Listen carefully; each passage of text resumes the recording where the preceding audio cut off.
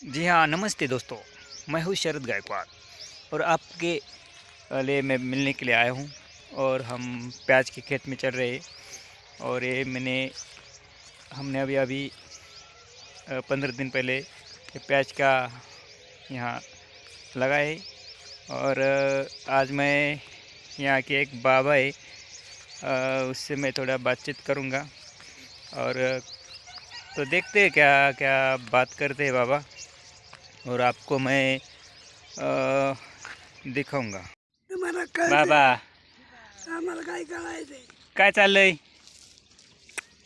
आ काय ती बाबा दिसतात नीट आ ती बाबा दिसतात तेवढं बाबा दिसतात का?